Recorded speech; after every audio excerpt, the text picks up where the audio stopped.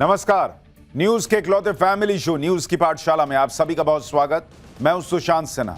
ये वो पाठशाला जहां सबकी क्लास लगती है। और सबसे पहले रोज की तरह आपको बताऊं कि आज कौन कौन सा चैप्टर खोलने वाला हूं।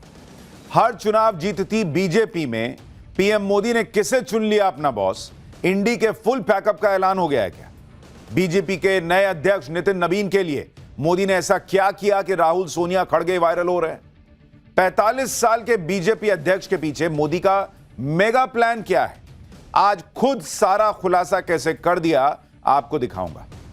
बंगाल से लेकर यूपी तक बीजेपी के नए अध्यक्ष के आते ही 2029 तक का काम सेट हो गया है क्या? आज इसकी भी बात होगी। इसके अलावा ट्रंप की सनक में ऐसा क्या हुआ कि सोना चांदी के दाम छप्पर फाड़ कर बढ़ गए भाई। 3 लाख के पार चांदी, गोल्ड 1.5 लाख पहुंचने वाला है। लेकिन अब वो होने वाला है कि और रॉकेट बनेगी। कीमत क्या? पीएम मोदी को छोड़ सबके उड़ गए तोते। ट्रंप का ऐसा नया कांड, दोस्त क्यों बुलाने लग गए हैं ट्रंप को गैंगस्टर, आज आपको देखना चाहिए।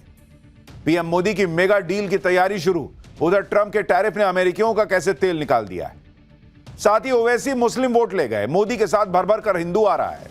बेचैन इंडी ने मोदी के खिलाफ कौन सा नया हथियार निकाल लिया है? कभी मंदिर पर झूठ, कभी शंकराचार्य के अपमान का हंगामा, हिंदू को जोड़ते मोदी पर सबसे बड़ा हमला कैसे शुरू हो गया है, आज आपके लिए लाया हूं।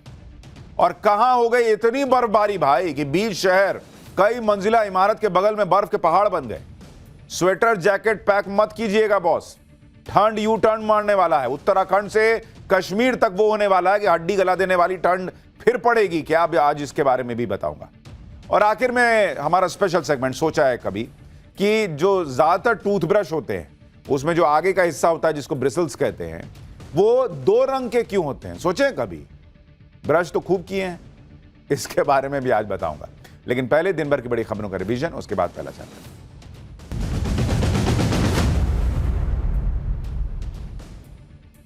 नोएडा में हादसे के 4 दिन बाद आज इंजीनियर युवराज मेहता की कार को पानी के गड्ढे से बाहर निकाला गया। हादसे के 90 घंटे के बाद क्रेन की मदद से कार को बाहर निकाला गया। इससे पहले एनडीआरएफ के गोताखोरों ने भी युवराज की कार को खोजने की कोशिश की थी, लेकिन उन्हें कामयाबी नहीं मिली। नोएडा में इंजीनियर की मौत के मामले में आज पुलिस ने नामजद बिल्डर अभय कुमार को गिरफ्तार कर लिया है। पुलिस के मुताबिक जांच में बिल्डर की भूमिका सामने आई है। वहीं एसआईटी ने आज अपनी जांच शुरू कर दी। संबंधित अधिकारियों से पूछताछ की गई। एसआईटी को अपनी रिपोर्ट 5 दिन में सौंपी। राहुल गांधी के रायबरेली दौरे में ऐसे पोस्टर लगाए गए हैं जिसमें राहुल गांधी और अखिलेश यादव को क्रिकेटर की तरह दिखाया गया है। पोस्टर में राहुल गांधी और अखिलेश यादव को 2027 और 2029 के लिए इंडी गठबंधन का कप्तान और पीडीए का रक्षक बताया गया है। पीडीपी चीफ महबूबा मुफ्ती ने सरकार से मांग की है कि पाकिस्तान से अच्छे रिश्ते बहाल करें। उन्होंने कश्मीरी पंडितों की वापसी की भी बात कही। उधर नेशनल कॉन्फ्रेंस के प्रमुख फारूक अब्दुल्ला ने महबूबा मुफ्ती पर निशाना साधते हुए कहा कि महबूबा मुफ्ती डिक्सन योजना को लागू करने के गुप्त एजेंडे पर काम कर रही हैं। कर्नाटक में डीजीपी रैंक के अधिकारी रामचंद्र राव को सस्पेंड कर दिया गया है। ऑफिस में आपत्तिजनक हरकत वाले कथित वीडियो के सामने आने के बाद उनके ऊपर एक्शन लिया गया। हालांकि रामचंद्र राव ने आरोपों को नकारते हुए वीडियो को झूठा और मॉफ्ड बताया। अक्षय कुमार के काफिले की गाड़ी को टक्कर मारने के मामले में मुंबई पुलिस ने एक्शन लिया है। टक्कर मारने वाली गाड़ी के ड्राइवर को गिरफ्तार कर लिया गया। हादसा तब हुआ जब अक्षय कुमार एयरपोर्ट से घर आ रहे थे। इस दौरान एक कार ने ऑटो को टक्कर मारी और ऑटो अक्षय के काफिले की गाड़ी से भिड़ गया। दिल्ली पुलिस ने खतरनाक तरीके से गाड़ी चलाने के आरोप में एक युवक को गिरफ्तार किया है। युवक का नाम दाऊद अंसारी है, जो जीटी करनाल बाईपास रोड पर जिगजैग करके गाड़ी चला रहा था। इसका वीडियो दिल्ली के सीएम को टैग करके सोशल मीडिया पर पोस्ट किया गया, जिसके बाद पुलिस ने 24 घंटे के अंदर आरोपी को गिरफ्तार कर लिया।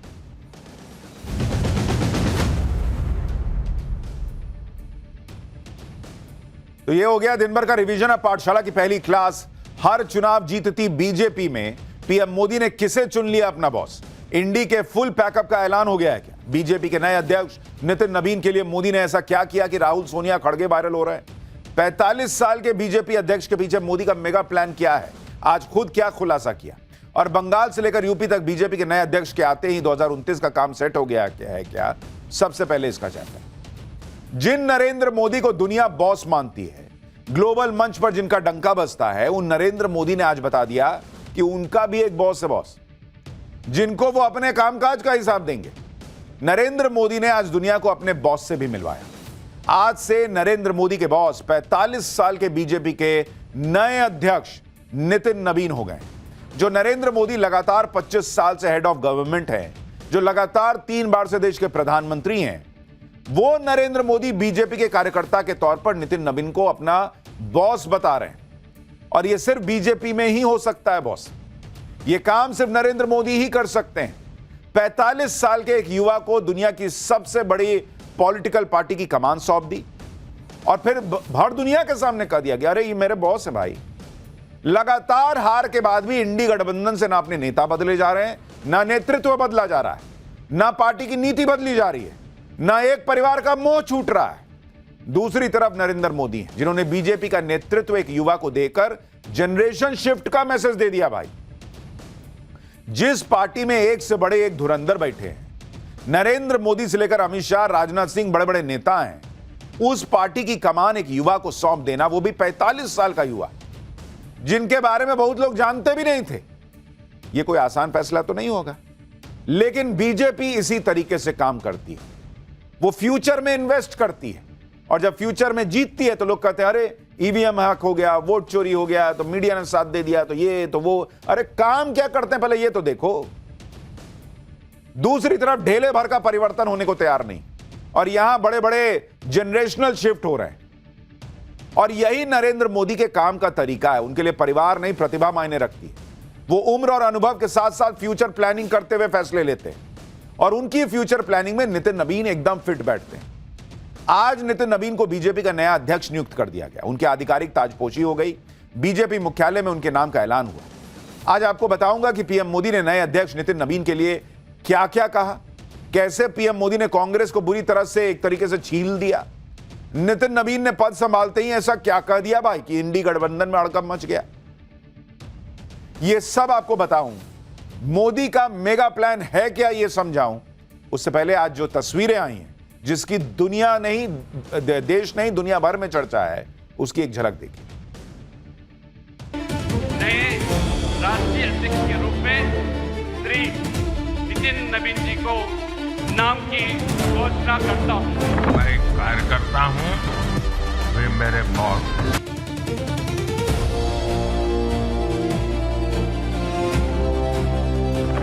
नए अध्यक्ष जी को मेरे काम का हिसाब दे रहा था। पार्टी का जन्म किसी परिवार ने किया, पार्टी में लगातार एक के बाद एक उनके परिवार के ही अध्यक्ष होते हैं। पार्टी की पूरी निर्णय प्रक्रिया उस परिवार के हाथ में होती है।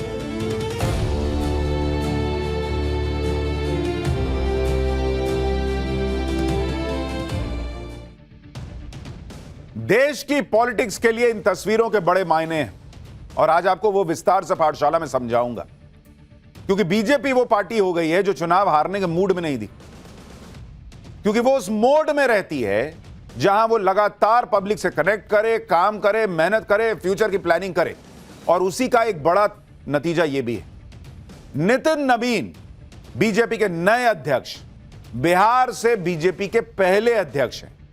पूर्वी भारत के एक युवा को कमान देकर पीएम मोदी ने बड़ा संदेश दिया। हालांकि कुछ लोगों के मन में यह सवाल जरूर होगा कि बीजेपी में तो कई अनुभवी नेता हैं, ऐसे में वो युवा नेता के अंडर में कैसे काम करेंगे भाई, वो कैसे अपने से युवा अध्यक्ष से ऑर्डर लेंगे बॉस। लेकिन आज पीएम मोदी ने सारे डाउट दूर कर दिए। पीएम मोदी ने बीजेपी के सारे नेताओं को सीधा मैसेज दे दिया कि अगर मैं प्रधानमंत्री होकर भी बॉस मान रहा हूं तो तुमको मानना पड़ेगा। बीजेपी के कार्यकर्ता के तौर पर नितिन नवीन अगर पीएम के बॉस हैं, वो कह रहे हैं नरेंद्र मोदी कि मैं कार्यकर्ता ना हूं जी पार्टी का, तो ये मेरे बॉस ना हुए। तो जब उनके बॉस हैं तो फिर बाकियों के क्या, बाकी के भी बॉस। नरेंद्र मोदी ने कहा कि वो अपने नए अध्यक्ष को अपने काम का हिसाब दे रहे हैं। सुनिए पीएम मोदी का वो बयान जो आज सबसे ज्यादा चर्चा में। भाजपा एक ऐसी पार्टी है जहां लोगों को लगता होगा कि नरेंद्र मोदी देश के प्रधानमंत्री है, तीसरी बार प्रधानमंत्री बने, 50 साल की छोटी आयु में मुख्यमंत्री बन गए, 25 साल से लगातार हेड ऑफ द गवर्नमेंट रहे हैं। ये सब अपनी जगह पे हैं,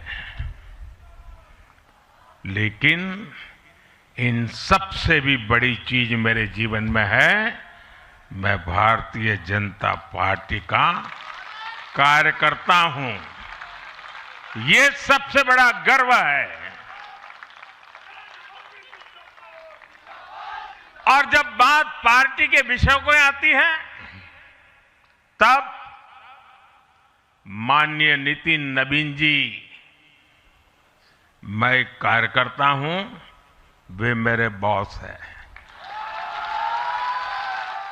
मैं भी एक कार्यकर्ता के तौर पर मैं पहले नए अध्यक्ष जी को मेरे काम का हिसाब दे रहा था।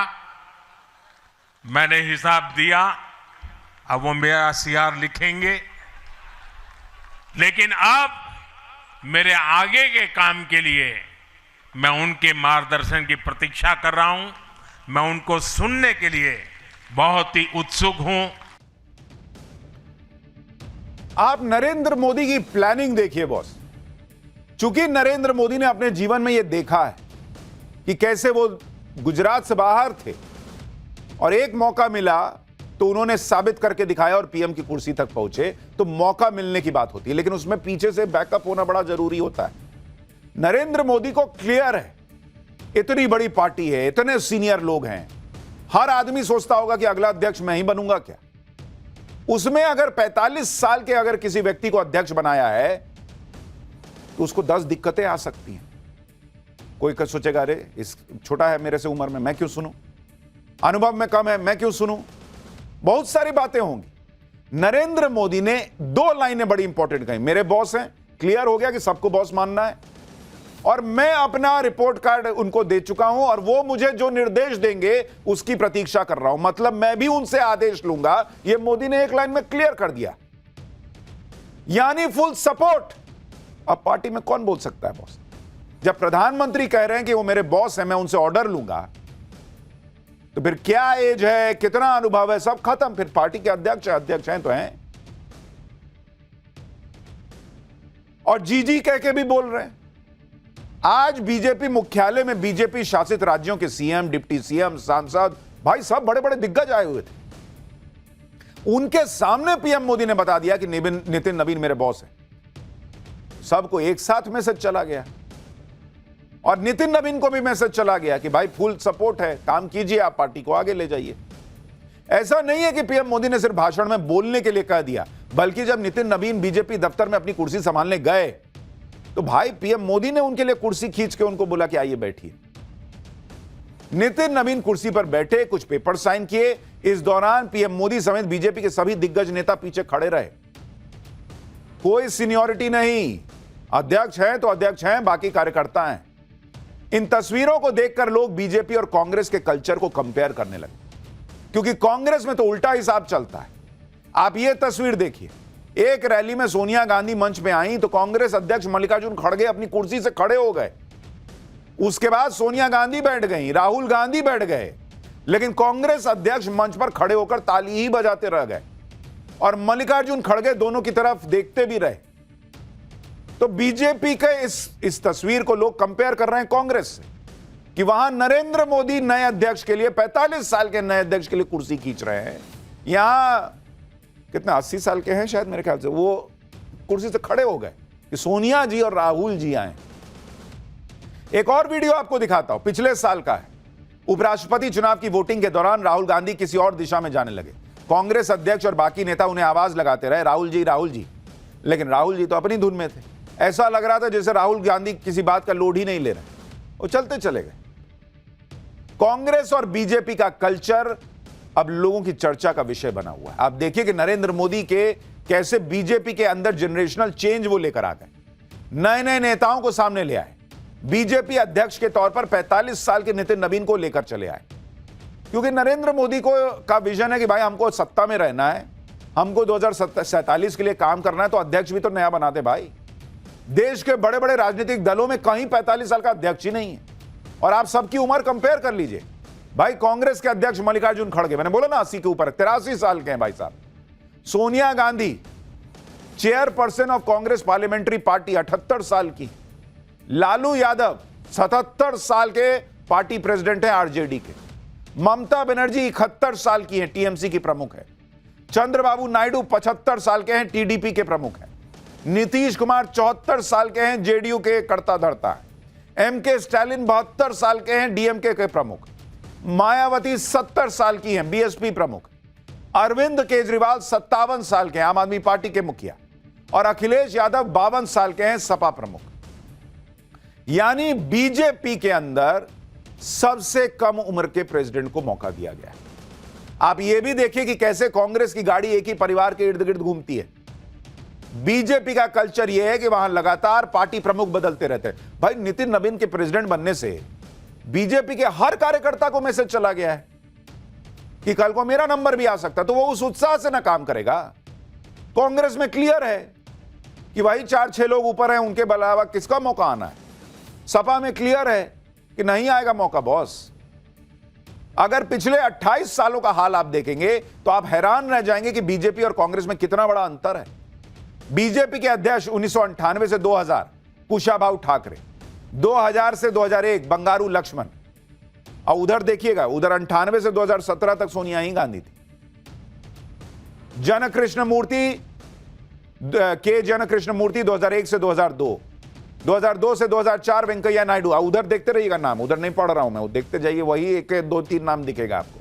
2005 से 2009 राजनाथ सिंह, 2010 से 2013 तक नितिन गडकरी, 2013 से 14 राजनाथ सिंह, 14 से 20 अमित शाह, 20 से 26 तक जेपी नड्डा, 2026 में नितिन नवीन आ गए। उधर सोनिया गांधी, फिर राहुल गांधी, फिर सोनिया गांधी, और उसके बाद मल्लिकार्जुन खड़गे। बहुत दबाव बन गया भाई कि कोई तो बाहर से आए, तब जाकर मल्लिकार्जुन खड़गे बने 2022 में। तो भैया वहां कार्यकर्ता को भी लगता है कि क्या ही मेहनत करना है यार, वहां पहुंच थोड़ी पाएंगे।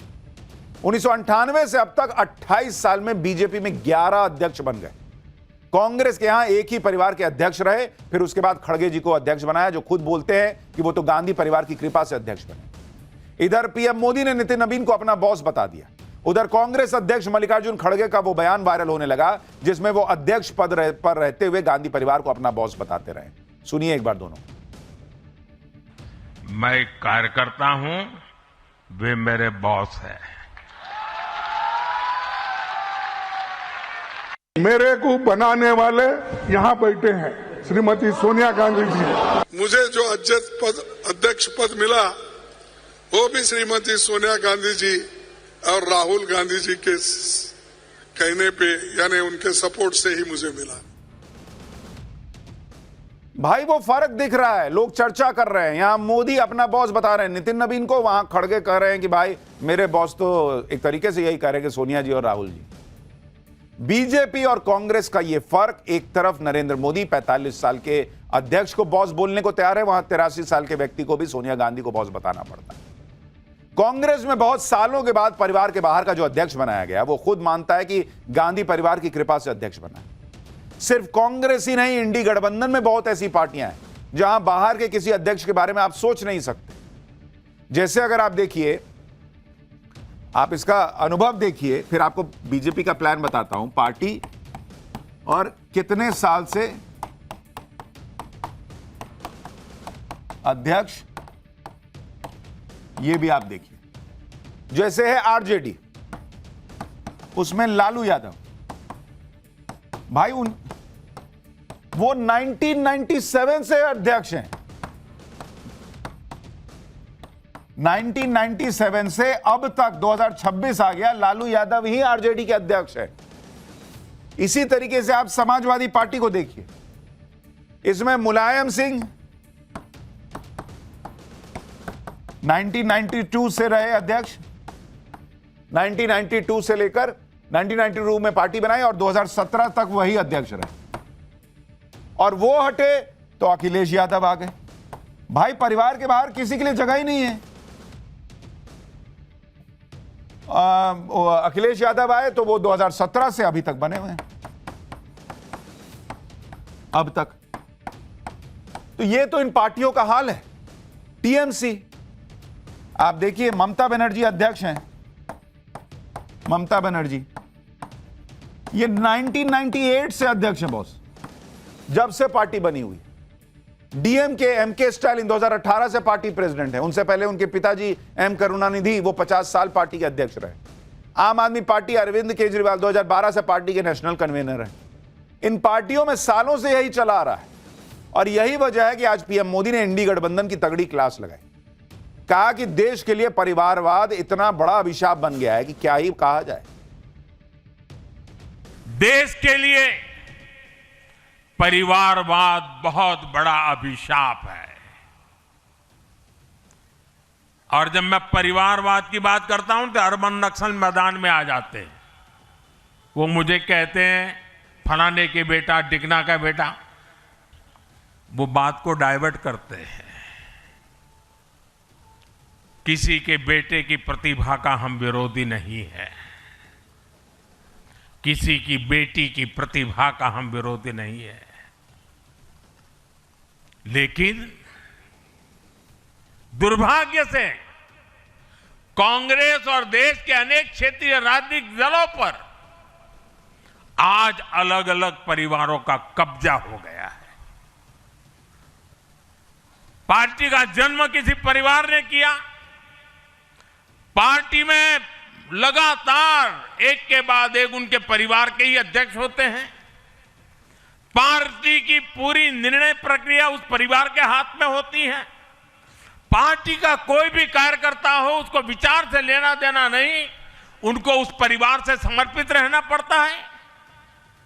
ये परिवारवाद खतरनाक है, ये लोकतंत्र का दुश्मन है।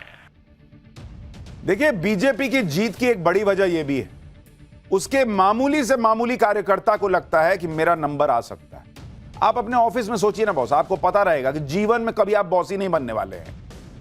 कितने दिन काम कीजिएगा, सोचिएगा, चेंज करो, छोड़ो। इन लोगों का हाल ये तब है जब ये लोग लगातार हार रहे हैं, तब भी ना चेहरा बदलते हैं ना नीति बदलते हैं। जबकि आप नरेंद्र मोदी को देखिए कि वो लगातार बदलाव करते रहे, और वो भी तब जब वो लगातार जीत रहे हैं। ये काम नरेंद्र मोदी और बीजेपी ही कर सकते हैं कि नितिन नवीन जैसे युवा नेता को पार्टी का सर्वोच्च पद दे दिया।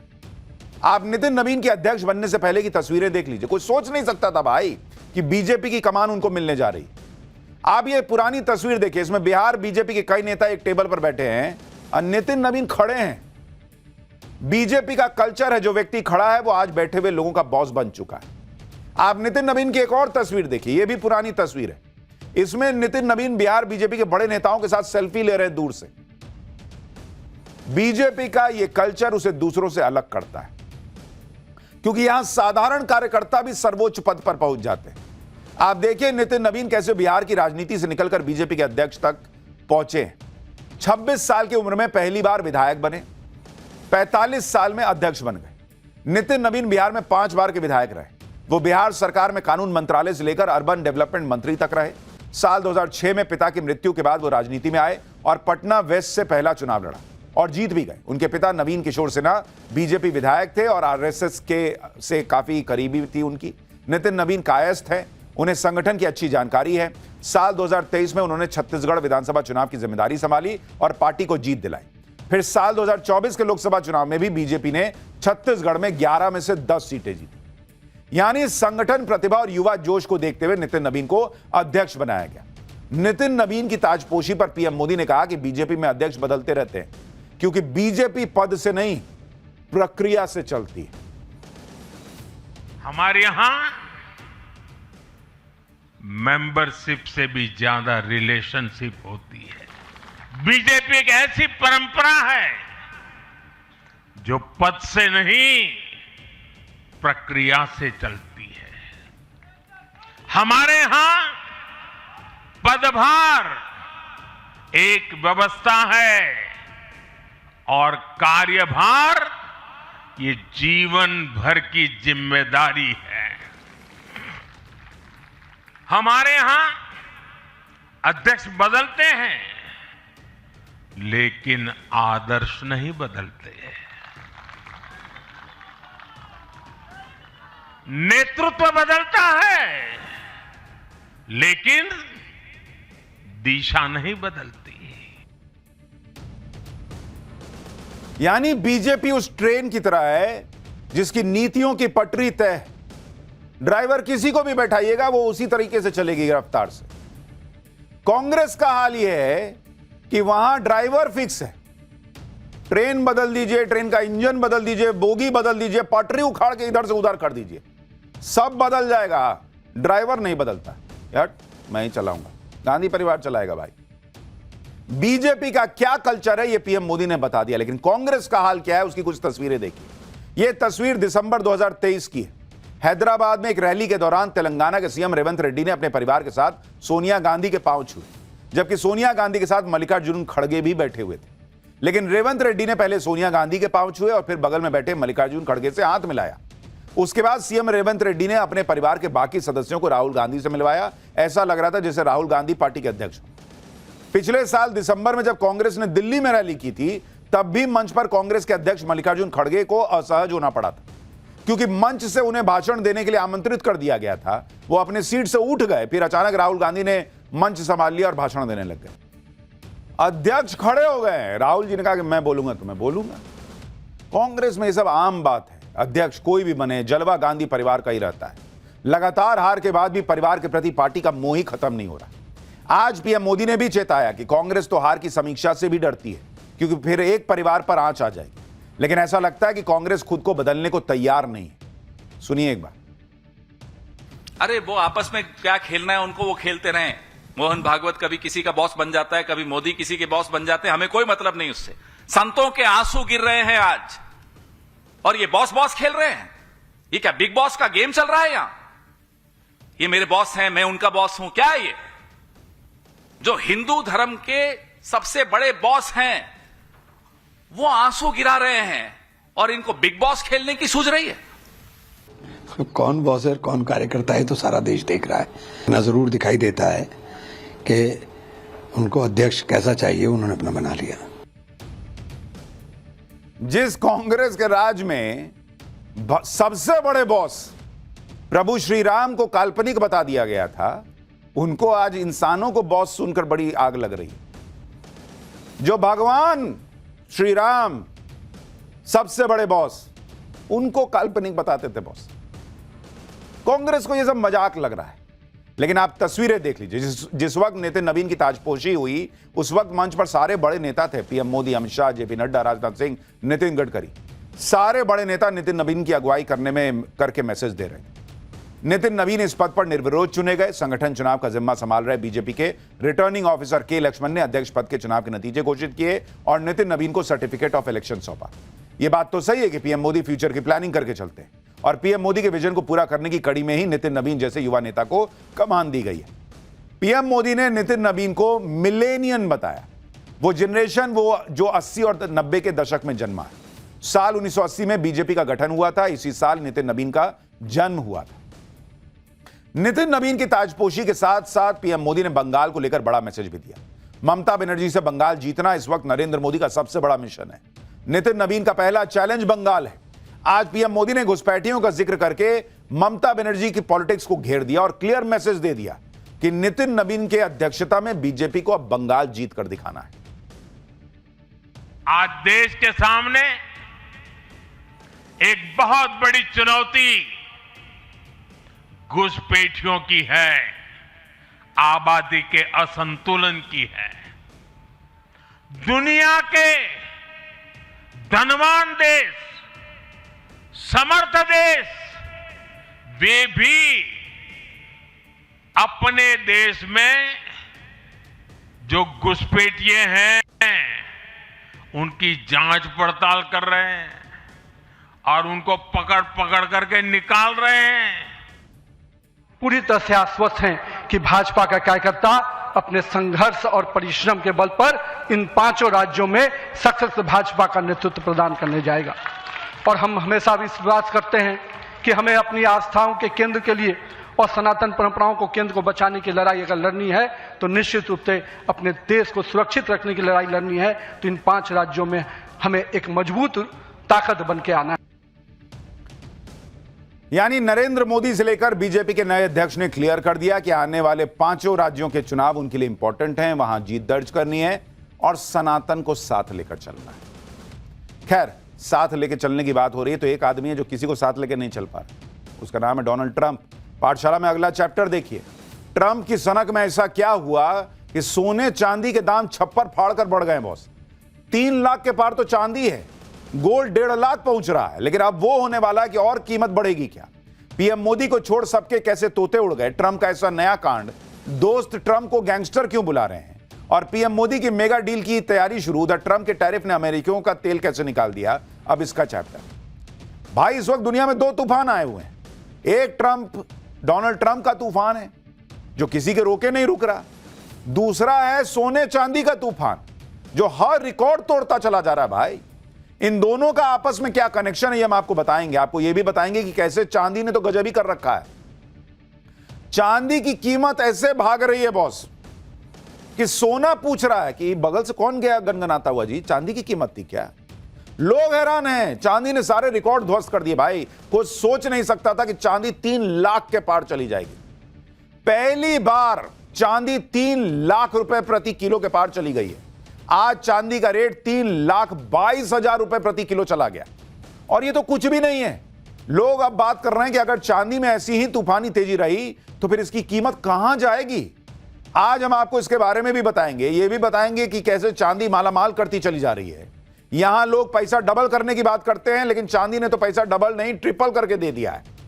चांदी में जिसने 1 लाख रुपया लगाया उसका पैसा कितने महीने में 3 गुना हो चुका है, और अब कितने महीने में 4 गुना हो जाएगा, इसके बारे में भी आपको बताऊं। यह भी बताऊंगा कि चांदी में आए तूफान के साथ साथ गोल्ड का क्या हाल है, सोने की कीमतों में क्या गजब हो रहा है, और उधर जो मार्केट में पैसा लगा रहे हैं उनके साथ क्या हो गया। सोने चांदी में फिर से यह गजब तेजी, डोनाल्ड ट्रंप के साथ इसका क्या कनेक्शन है। ट्रंप का नया कांड कौन सा है कि उसको दुनिया भर के लोग गैंगस्टर बुला रहे हैं।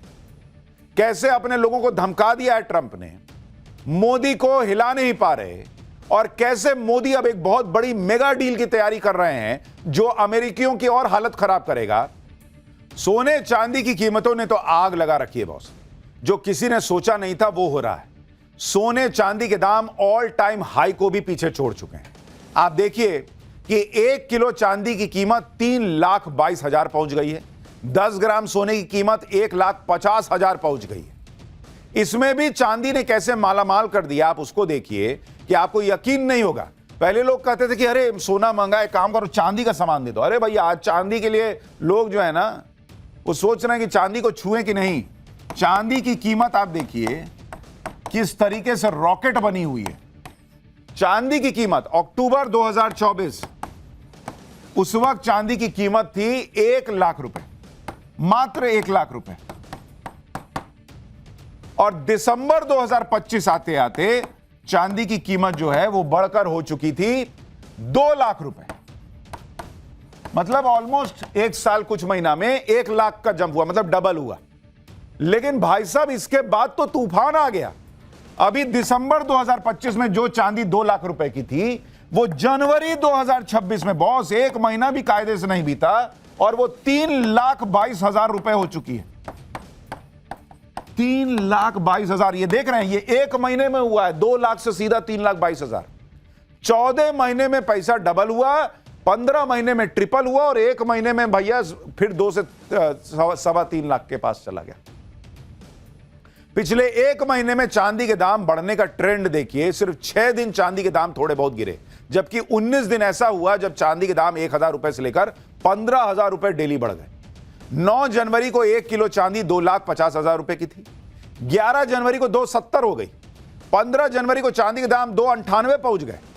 17 जनवरी को पहली बार चांदी 3 लाख के पार पहुंची, और आज 1 किलो चांदी 3,22,000 रुपए की बिक रही है। मतलब आदमी ऐसे निकालता है चांदी बेचने के लिए, अब फिर एक बार सोचता है कि घर में पूछें, अब पूछ के फोन रखता है तो पता चलता है कीमत बढ़ गई। ऐसा वाला हाल हो रखा है। चांदी में इतनी तूफानी तेजी है, सोना कम है। सोने के दाम भी अपने भनाभन भाग रहे हैं भाई। दिसंबर 2025 में सोना 1,34,000 रुपए का था। जनवरी 2026 में सोना 1,50,000 हो गया है। 1 महीने में दाम करीब 16,000 रुपए बढ़ गए। सोने और चांदी के दाम कहां जाकर रुकेंगे, चांदी में इतनी जबरदस्त तेजी क्यों है, इसके बारे में आगे बताऊंगा। लेकिन आप यह भी देखिए कि एक तरफ सोने चांदी के रेट ने तहलका मचाया हुआ है, उधर शेयर मार्केट में बवंडर आया हुआ है। आज ही शेयर मार्केट में जबरदस्त गिरावट हुई। आज सेंसेक्स 1065 पॉइंट गिर गया। सेंसेक्स 82,180 पॉइंट पर बंद हुआ है। निफ्टी 50 में भी 353 अंक की गिरावट हुई। निफ्टी आज 25,232 अंक पर बंद हुआ। इस गिरावट से निवेशकों के एक दिन में करीब 9 लाख करोड़ रुपए डूब गए। यानी लोगों के पैसे शेयर मार्केट में डूब गए और ऊपर से जो रिटर्न सोना चांदी दे रहा है वो मार्केट नहीं दे पा रहा। चांदी की कीमतों में अचानक क्यों इतनी बढ़ोतरी हो रही है, पहले उसको समझिए। पहली वजह है चांदी की डिमांड। दुनिया भर में चांदी से सिर्फ ज्वेलरी ही नहीं बनाई जाती है, बल्कि चांदी का इस्तेमाल बड़े पैमाने पर इलेक्ट्रॉनिक्स उद्योग में भी होता है। Smartphone, laptop, TV, camera, microchip, printed circuit, semiconductor में भी इसका इस्तेमाल होता है। चांदी का इस्तेमाल सोलर पैनल बनाने में भी होता है। सोलर पैनल के फोटोवोल्टिक सेल्स में सिल्वर पेस्ट का उपयोग होता है, जो सूर्य की रोशनी को बिजली में बदलने की दक्षता को बढ़ाता है। इसके अलावा इलेक्ट्रिक व्हीकल और ऑटोमोबाइल में भी चांदी का इस्तेमाल होता है। Wiring, sensor, battery charging system, autonomous driving chips बनाने में इसका इस्तेमाल होता है।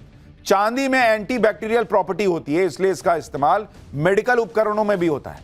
चांदी का इस्तेमाल वाउंड ड्रेसिंग, पानी को शुद्ध करने वाले फिल्टर, अस्पतालों के उपकरणों की कोटिंग, फोटोग्राफी और एक्सरे फिल्मों में भी हो रहा है। चांदी की हाई डिमांड को देखते हुए ही दुनिया भर के देश चांदी खरीदने लग गए और चांदी खरीदने में भारत भी पीछे नहीं है। Global capital markets experts the Kobeissi letter के मुताबिक भारत ने पिछले 4 महीने में करीब 36,000 करोड़ रुपए का चांदी इंपोर्ट किया है। यह 2024 के चौथे क्वार्टर की तुलना में करीब 400% ज्यादा है। कई एक्सपर्ट कह रहे हैं कि चांदी 3 लाख के पार तो हो ही चुका है। भाई ये 4 लाख भी चला जाए तो हैरानी नहीं होनी चाहिए, क्योंकि दुनिया में ट्रंप ने उथल पुथल मचा के रखी है और ट्रंप किसी की सुनने को तैयार नहीं। वेनेजुएला के बाद ट्रंप को ग्रीनलैंड चाहिए, उन्हें ईरान पर भी अटैक करना है, उन्हें कनाडा को भी कब्जे में ले लेना है। ट्रंप यूरोप से भिड़े हैं, ईरान से भिड़े हैं, कनाडा से भिड़े हुए हैं। आज ट्रंप ने अपने सोशल मीडिया प्लेटफॉर्म पर ग्रीनलैंड के कब्जे का पोस्टर डाल दिया, जिसमें ट्रंप अमेरिकी झंडा लेकर ग्रीनलैंड की धरती पर खड़े दिखाए गए। ट्रंप के सामने एक बोर्ड लगा है जिस पर लिखा है 2026 से ग्रीनलैंड अमेरिका का इलाका। बताइए, ये प्रेसिडेंट वहां का ऐसा फोटो डाल रहा है। इसके अलावा ट्रंप की एक और फोटो वायरल हो रही है जिसमें वो ऑफिस में बैठे हैं और वहां पर नक्शा बना हुआ है जिसमें कनाडा, ग्रीनलैंड और वेनेजुएला को अमेरिका का हिस्सा दिखा दिया गया। कनाडा वाले अलग भड़के हुए हैं कि क्या ही है यार, ये सब लपेट लेगा क्या। ट्रंप कह रहे हैं कि ग्रीनलैंड लेकर रहूंगा, उधर ग्रीनलैंड वाले कह रहे हैं कि ग्रीनलैंड बिकाऊ नहीं है, कैसे ले लोगे। यूरोप के देश विरोध में खड़े हो गए। यूके, फिनलैंड और नॉर्वे ने प्रतीकात्मक तौर पर ग्रीनलैंड में अपनी सेना के जवान भेज दिए। डेनमार्क के पीएम ने कह दिया कि ग्रीनलैंड की पहचान और आजादी से समझौता नहीं होगा। फ्रांस ने कह दिया कि कोई धमकी काम नहीं आएगी, न ग्रीनलैंड को लेकर न कहीं और को लेकर। यानी ट्रंप के नेटो वाले देश अब अपने दोस्त के खिलाफ खड़े, क्योंकि दोस्त हरकतें ऐसी कर रहा है। ग्रीनलैंड पर कब्जे के लिए ट्रंप टैरिफ की धमकी दे रहे हैं, लेकिन अब यूरोप के देश ट्रंप के टैरिफ पर बोलने लगे। ब्रिटेन के पीएम स्टारमर ने कहा कि अमेरिका गलत कर रहा है। ब्रिटेन के सांसद कह रहे हैं कि ट्रंप इंटरनेशनल गैंगस्टर की तरह काम कर रहा है। ये वर्ड यूज किए हैं भाई कि इंटरनेशनल गैंगस्टर की तरह यह आदमी व्यवहार कर रहा है।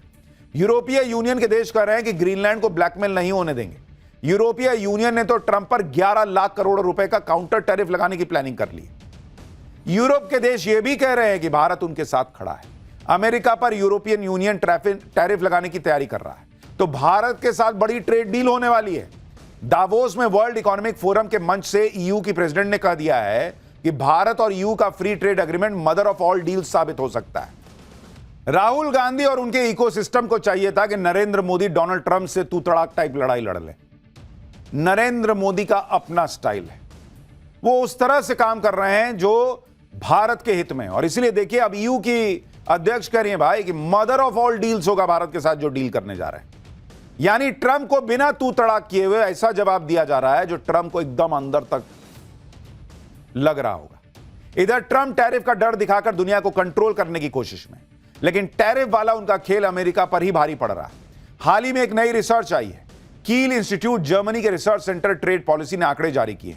आंकड़ों के मुताबिक अमेरिकी टैरिफ की वजह से जो फायदा अमेरिका को पहुंचा है उसका 96% हिस्सा अमेरिकी नागरिक देते हैं और केवल 4% हिस्सा फॉरेन एक्सपोर्टर्स देते हैं। अमेरिका को 2025 में करीब $200 बिलियन यानी करीब 18 लाख करोड़ रुपए के कस्टम रेवेन्यू का मुनाफा हुआ था। रिपोर्ट में यह भी बताया गया कि ब्राजील और भारत पर भी बड़ा टैरिफ लगाया गया, लेकिन उन्होंने खर्च नहीं किया और एक्सपोर्ट ही घटा दिया। यानी रिपोर्ट कह रही है कि अगर 100 रुपया का अमेरिका जो है वो सामान जो है टैरिफ से कमा रहा है, तो उसमें से 96 रुपया जो है वो अमेरिका के लोगों की जेब से जा रहा है और लगाओ टैरिफ। और इधर भारत अपने हिसाब से चीजें करता चला जा रहा है। और इसीलिए नरेंद्र मोदी सिर्फ दुनिया भर के एक बड़े वर्ग के निशाने पर हैं ऐसा नहीं है, वो अपने यहां भी कई लोगों के निशाने पर हैं। पाठशाला में अगली क्लास आप देखिए, भाई ओवैसी मुस्लिम वोट लपेट ले रहे हैं, मोदी के साथ हिंदू भर भर के आ रहा है। बेचारे इंडी ने मोदी के खिलाफ अब कौन सा हथियार निकाल लिया है? कभी मंदिर पे झूठ, कभी शंकराचार्य के अपमान का हंगामा। हिंदू को जोड़ते मोदी पर सबसे बड़ा कौन सा हमला शुरू हो गया है, आपको देखना चाहिए। सनातन की ऐसी लहर लेकर नरेंद्र मोदी आ गए कि इंडी वालों के पास ना तो इसका तोड़ है ना जवाब है। बिहार से लेकर महाराष्ट्र तक बिल्कुल क्लियर है कि हिंदू एक होकर वोट कर रहा है, बंटने को तैयार नहीं है, टूटने को तैयार नहीं। ऐसे में इंडी वाले बेचैन हैं कि करें तो करें क्या, क्योंकि जो मुस्लिम वोट एक मुश्त पड़ता था वो भी नहीं पड़ रहा, वो वैसे ही ले जा रहे हैं। हिंदू वोट जो बट के पड़ता था वो मोदी के नाम पे एक मुश्त पड़ने लग गया। तो भाई ऐसे में तो इंडी वालों के हाथ में कुछ नहीं बचेगा, ठन गोपाल हो जाएगा। ऐसे में इंडी वालों ने मोदी के खिलाफ नया हथियार निकाल लिया, और यह हथियार है हिंदुओं को जोड़ते नरेंद्र मोदी के खिलाफ सनातन को ही टूल बनाओ, हिंदू को तोड़ो। हिंदू जुड़ना इनके लिए सबसे बड़ी समस्या है भाई। और इसलिए आप देखिए, कभी मणिकर्णिका घाट के विकास और निर्माण कार्य के विरोध में फर्जी खबरें फैला रहे हैं झूठे कि मंदिर तोड़ दिए मोदी, मंदिर तोड़ दिए मोदी, मूर्तियों को नष्ट करने का आरोप लगा रहे हैं। खुद कभी कितने मंदिर इन्होंने बनाए बॉस, भगवान राम को बता दिए काल्पनिक पात्र, राम भक्तों पे गोली चलवा दिए वाले लोग। आज उनको बड़ी चिंता हो रही है कि बाप रे शंकराचार्य के साथ क्या हो गया। कभी शंकराचार्य अभी मुक्तेश्वरानंद के नाम पे पॉलिटिक्स कर रहे हैं, शंकराचार्य के बहाने मोदी योगी सरकार को घेर रहे हैं, हिंदुओं को बांटने और भड़काने की कोशिश कर रहे हैं। इसके अलावा जो सनातन और हिंदू एकता की बात करते हैं उन पर भी इंडी गठबंधन वाले हमला कर रहे हैं। बाबा बागेश्वर के पीछे हाथ धो के पड़ गए। यह सब कैसे हो रहा है? कैसे झूठ और दुष्प्रचार से सनातन को ही मोदी के खिलाफ हथियार बनाया जा रहा है, और एक पूरी स्ट्रैटेजी जैसी चीज दिखती है आपको कि नहीं? खुद ये चैप्टर देख के बताइएगा। देखिए, पहले एक झलक देखिए।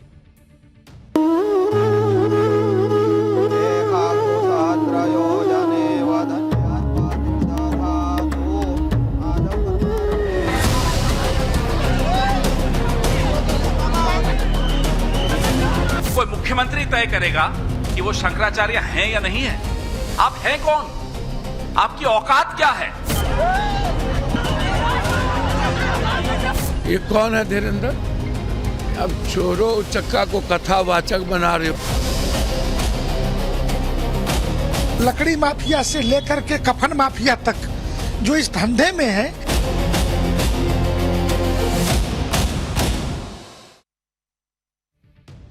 सनातन पर नरेंद्र मोदी को घेरने के लिए इंडी वालों ने कैसे एक के बाद एक हमले शुरू कर दिए, ये पिछले कुछ दिनों में साफ दिख रहा है।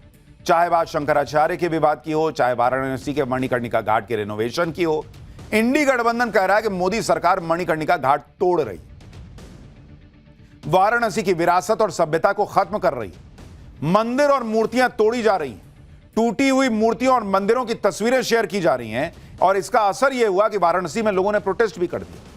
लेकिन जो तस्वीरें शेयर करके इस तरह के आरोप लगाए जा रहे हैं उसमें कई तो फेक साबित हुए कि भाई मंदिर टूटा ही नहीं है। एआई की मदद से झूठे तस्वीर बना के हिंदुओं को भड़का रहे हैं। कल ही हमने आपको बता दिया था कि जिस मंदिर के टूटने की बात की जा रही है वो सही सलामत है, फोटो में देख लीजिए। इसी तरह से यह आरोप लगा रहे हैं कि मंदिर और अस्पताल को तोड़कर होटल बना दिया गया है।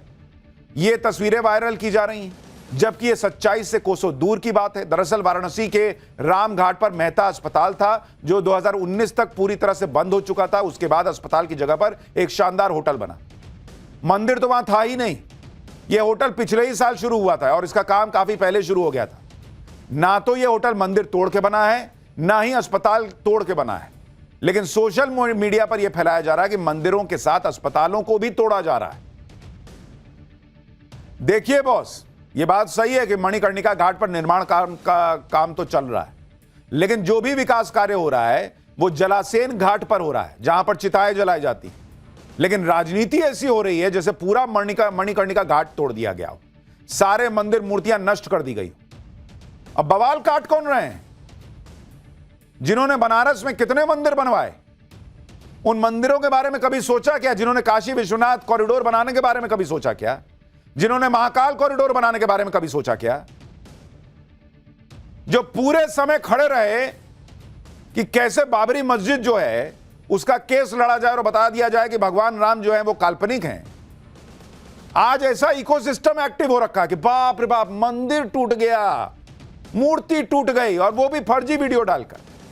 इन सारे आरोपों के बीच संत समिति के महामंत्री स्वामी जितेंद्रानंद सरस्वती ने मणिकर्णिका घाट का दौरा किया, और इस दौरे के बाद जितेंद्रानंद सरस्वती ने कहा कि विकास कार्य से जिन लोगों को तकलीफ हो वो इसका विरोध कर रहे हैं। लकड़ी माफिया से लेकर कफन माफिया तक ने घाटों पे कब्जा कर रखा है और उनको तकलीफ हो रही है। आप बताइए ना कि लकड़ी के माफिया कौन है उन घाटों पर, इससे किसको नुकसान होने वाला है? इन विकसित हो जाने से चिताओं को जलाने के लिए बड़ी मात्रा में धन मांगने वाले लोग कौन है?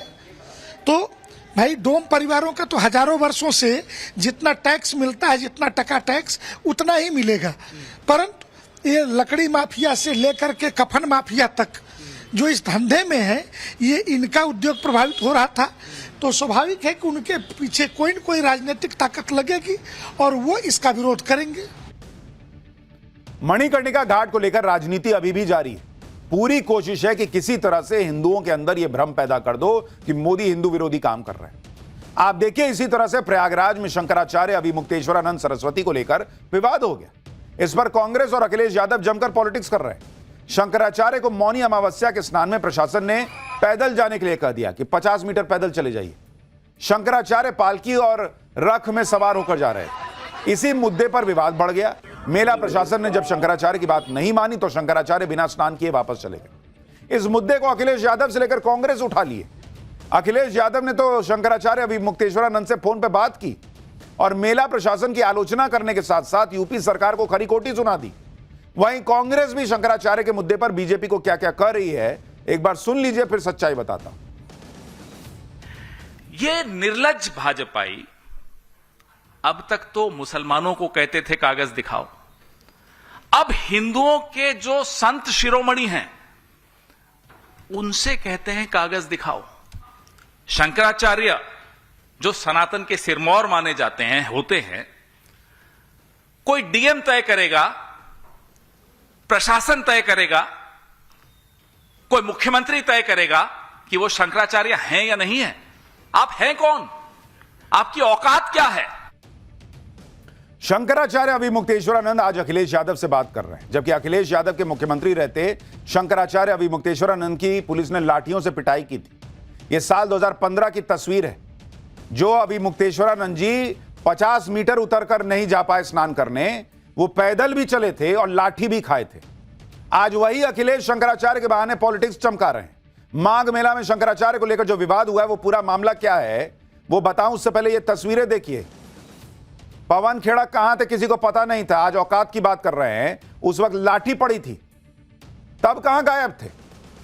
और पूरा मामला समझ लीजिए हुआ क्या है। वहां मौनी अमावस्या पर शंकराचार्य अपने काफिले के साथ संगम स्नान के लिए निकले, पालकी पे बैठे हुए थे। प्रशासन ने उनसे कहा कि संगम नोज अपने वाहन पर नहीं जा सकते क्योंकि संकरा इलाका है, बहुत भीड़ है। लेकिन शंकराचार्य पालकी पर ही संगम तक जाने पर अड़ गए। इस दौरान अधिकारियों और शंकराचार्य के भक्तों के बीच झड़प भी हुई। अधिकारियों ने शंकराचार्य से विनती की, कहा कि आप पैदल संगम नोज चले जाइए ना भाई, बस सामने तो है। लेकिन शंकराचार्य इस पर भी नहीं माने और जहां तक शंकराचार्य अपने वाहन पर सवार होकर पहुंचे थे, वहां से संगम नोज की दूरी बहुत ज्यादा नहीं थी। लेकिन शंकराचार्य पैदल जाने को तैयार ही नहीं हुए बॉस, और उसी के बाद यह पूरा मामला बढ़ गया। सुनिए प्रयागराज की कमिश्नर सौम्या अग्रवाल क्या बता रही।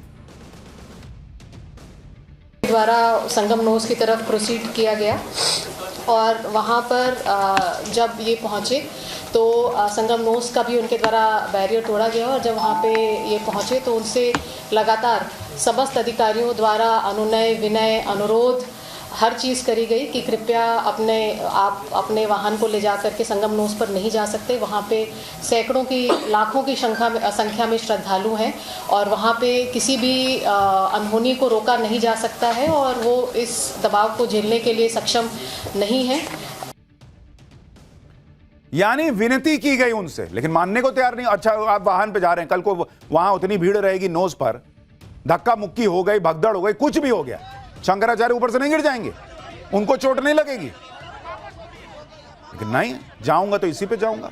शंकराचार्य अभिमुक्तेश्वरानंद इस बात से भी भड़के हुए हैं कि माघ मेला प्रशासन ने अभिमुक्तेश्वरानंद को शंकराचार्य मानने से इनकार कर दिया। मेला प्रशासन ने सुप्रीम कोर्ट के फैसले का हवाला देते हुए कहा था कि सुप्रीम कोर्ट ने विचाराधीन सिविल अपील पर कोई फैसला नहीं सुनाया है। ऐसे में कोई भी धर्माचार्य ज्योतिष पीठ के शंकराचार्य के रूप में पट्टाभिषेकित नहीं हो सकता। इसके बाद भी स्वामी अभिमुक्तेश्वरानंद ने अपने नाम के आगे शंकराचार्य लगाया है। इसके जवाब में स्वामी अभिमुक्तेश्वरानंद के वकील ने कहा कि सुप्रीम कोर्ट ने पट्टाभिषेक पर रोक लगाई, ज्योतिष पीठ का शंकराचार्य लिखने पर रोक नहीं लगाई। यानी अभिमुक्तेश्वरानंद शंकराचार्य हैं या नहीं, अभी इस पर फैसला नहीं आया। यह कानूनी मामला है जो सुप्रीम कोर्ट में चल रहा है। इसके बाद भी अभिमुक्तेश्वरानंद खुद को शंकराचार्य मानते हैं और खुलकर कहते हैं कि भारत के राष्ट्रपति तक यह नहीं तय कर सकते कि वो शंकराचार्य हैं या नहीं। सुनिए एक बार उनको। ये प्रशासन तय करेगा कि हम शंकराचार्य हैं कि नहीं है। उत्तर प्रदेश का मुख्यमंत्री तय करेगा कि भारत का राष्ट्रपति तय करेगा। भारत के राष्ट्रपति को भी अधिकार नहीं है कि वो तय करे कि कौन शंकराचार्य है। शंकराचार्य का निर्णय शंकराचार्य करते हैं। हम हैं ज्योतिष पीठ के शंकराचार्य, निर्विवाद रूप से हैं और अगर कोई विवाद उठाता है इसका मतलब कि वो दूषित भावना। मेरा बड़ा विनम्र एक प्रश्न है कि शंकराचार्य की जिम्मेदारी नहीं है कि वहां पे भगदड़ ना मचे। अगर प्रशासन कह रहा है कि उतर के चले जाइए, नहीं तो बहुत दिक्कत हो सकती है, उतर के चल ही लेते तो क्या हो जाता? आपको अपने भक्तों की चिंता नहीं है, आपके लिए उस पर बैठे रहना बहुत जरूरी था। शंकराचार्य ना है आपके हिसाब से आप। खैर, गर्मा गर्मी चल रही है, लेकिन उधर बर्फ गिर रही है बहुत। कहां इतनी बर्फबारी हो गई कि बीच शहर कई मंजिला इमारत के बगल में बर्फ के पहाड़ बन गए। स्वेटर जैकेट पैक मत करना, ठंड यूटर्न मारेगा। उत्तरा से खंड से कश्मीर तक हड्डी गला देने वाली ठंड लौट रही है क्या? अब इसका चैप्टर आज पाठशाला में उस जगह की बात होगी जहां इस बार बर्फ की सुनामी आ गई। कई महीनों में होने वाली बर्फबारी कुछ दिनों में ही हो गई है, जिसकी वजह से शहरों में बर्फ के पहाड़ बन गए। और यह जगह है रूस का कामचटका प्रायद्वीप, जहां बर्फीले तूफान के साथ हुई भारी बर्फबारी ने पिछले 3 दशकों का रिकॉर्ड तोड़ दिया। आप देखिए, गाड़ियां धंस गई हैं बॉस। हालात इतने बिगड़ गए कि इमरजेंसी घोषित करनी पड़ी। रूस की इस जगह की आप तस्वीरें देखते जाइए। पिछले कुछ दिनों से वहां हुई भारी बर्फबारी ने पूरे इलाके को बर्फ से ढक दिया है। ऐसा लग रहा है कि मानो लोगों के घर और गाड़ियां बर्फ में दफन हो गए। आप घर देखिए ना बॉस, पूरा एकदम लद लद बर्फ गिरा हुआ ऊपर। हालत यह है कि कई इलाकों में तो कई मीटर तक ऊंची बर्फ जम चुकी है और बर्फ का पहाड़ रिहायशी इमारतों की 4थी मंजिल तक पहुंचा हुआ है। अब देखिए, लोग वहां से उसको झूला बना के नीचे उतर रहे हैं। हाई राइज इमारतों के पास बर्फ के इतने ऊंचे पहाड़ हो गए कि लोग फिसलकर स्कीइंग करने का मजा ले रहे हैं। बर्फीले तूफान की वजह से इमारतों के सामने 4 मंजिलों तक बर्फ जमा हो चुकी है। रिहायशी इलाके की गलियों में तो मानो बर्फ के पहाड़ बन गए। एक और तस्वीर देखिए, घरों के बाहर इतनी ऊंचाई हो गई कि बर्फ में लोग भाई पानी की तरह वहां डुबकी लगा दे रहे हैं, छलांग लगा रहे हैं। अब वो पूरा अंदर चला गया, देख रहे हैं, इतना ऊपर से कूद गया वो बर्फ के अंदर, उसको चोट ही नहीं लगी। रूस में कामचटका प्रायद्वीप के कई इलाकों में ऐसी तस्वीरें दिख रही हैं। कई घरों की खिड़कियों से छलांग लगा रहे हैं लोग, तो कोई बर्फ के ढेर पर फिसलकर मस्ती करता दिख रहा है। एक और तस्वीर देखिए, घर का दरवाजा खोलने के लिए लोगों को बर्फ हटाना पड़ रहा है। बर्फ इतनी मेहनत के बाद भी, काफी मेहनत के बाद भी घर का दरवाजा पूरा नहीं खुल पा रहा है। दरवाजे बर्फ की वजह से बंद हैं, तो लोगों को बाहर निकलने के लिए खिड़की की मदद लेनी पड़ रही है। खिड़की के बाहर भी बर्फ का ढेर लगा हुआ नजर आ रहा है। लेकिन अभी भारत में तो लोग कह रहे हैं कि धीरे धीरे गर्मी आ रही है, लेकिन खबरें ये भी हैं कि ठंड कम बैक करेगा।